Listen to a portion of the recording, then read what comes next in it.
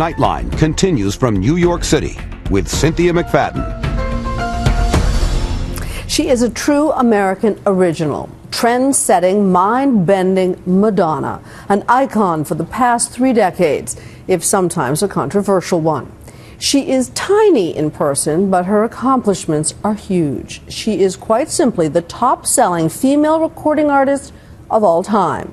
You might think that would be quite enough. You'd be wrong. She's busier than ever. On February 3rd, a film she co-wrote and directed called W.E. opens. 2 days later, she performs at the Super Bowl. The last time we saw the reigning queen of pop, she was on her 8th tour, aptly named Sticky and Sweet, doing it all from jumping rope to her signature Vogue. She's come a long way since Like a Virgin. Now, the best-selling female rock artist of the 20th century is about to go on tour again. Has just signed a new music deal, reportedly worth $40 million. Are you buying lunch? That's what it says, $40 million. Nobody's handed me $40 million. I don't know about that. Looks good on paper. It sure does. But that's not all she's up to. And what? Madonna is also directing her first feature film. Perfect. Good. Check the gate. Directing seems to come naturally. She even directs us. Now you need to open it back. You want to light us? I like that. Your director thing kicks in. Here, move. What are you doing? Now we're both in the light. The film, which she also co-wrote but doesn't appear in, is called W.E. Happy birthday, Wee. Sweet. Wallace and Edward. It explores the controversial love story of King Edward VIII and the twice-divorced Wallis Simpson, a union that would rock the British Empire. Your family will never stand for it. The Prime Minister won't stand for it. Then I'll give up the throne. And I will be the most despised woman in the world. Indeed, she was. Edward gave up the throne for the woman he loved in 1936. Have you ever been loved like that? I've certainly fallen in love with people who were willing to make big sacrifices for me. Possibly not as big as I would have liked them to make. And I've made very big sacrifices for people that I've loved. And the great discovery that I made whilst doing this research is that there is no such thing as perfect love. And I obviously know that in the back of my head. I'm not an idiot. But, you know, I have my hopelessly romantic, strangely naive moments. You're a romantic. I am. Sorry. Still, after all these years. Why not? Yes, I am. Madonna's love life has certainly had its own ups and downs. It's been 3 years since her highly publicized divorce from British film director Guy Ritchie. Her new love? 24-year-old dancer Brahim Zabat. You're famously dating younger men. Lots of talk about that. Is there lots of talk? Aren't people tired of that subject? No. Boring old chestnut. Okay, what do you want to know? Why? You know, I didn't write down on a piece of paper, I'm now going to have a relationship with a younger man. It's just what happened. You see, that's the romantic in me. I just met someone that I cared for, and this happens to be his age. And what's appealing about him? I don't feel comfortable with this conversation, but, you know, I don't want to live my life on my own. I love being a mother.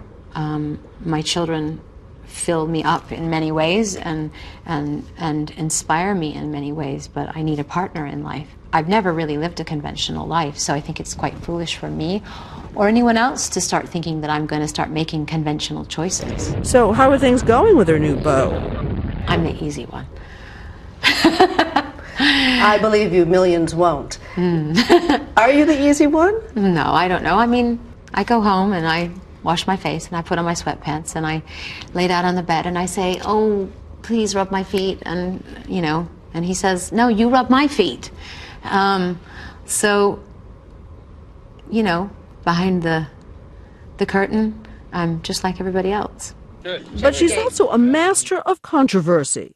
The film dives right in, with sparks flying around whether the Duke and Duchess of Windsor were, as has been widely reported, Nazi sympathizers. Because you could have sidestepped the issue. I'm interested that you didn't. You didn't need to deal with that. I didn't, but I wanted to, because I think it was something that was a real shadow that they had to live under. That's a huge libelous accusation.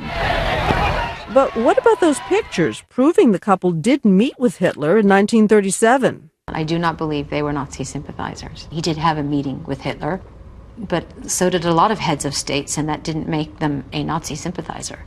But I think people started to spin this tale and this yarn, and it was easy for a lot of people to put that label on them. Despite what our FBI may say in retrospect. Well, first of all, the FBI is notorious for lying.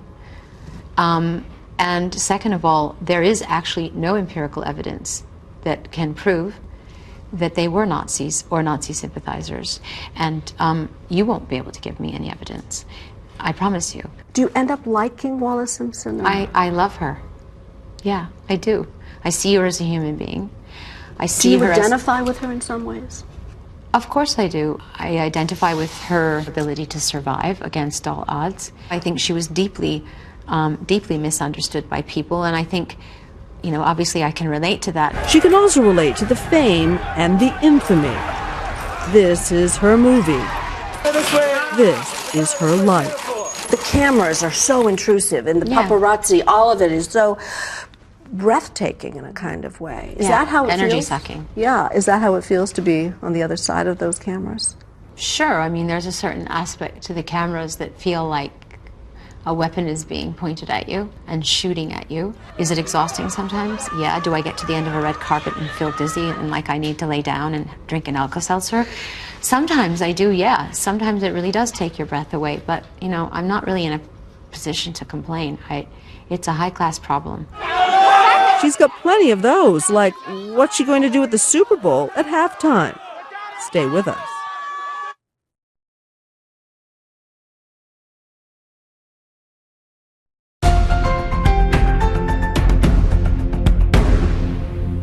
We're back now with Madonna, who is crazy busy these days, balancing 4 kids, a new album, MDNA, and a new film.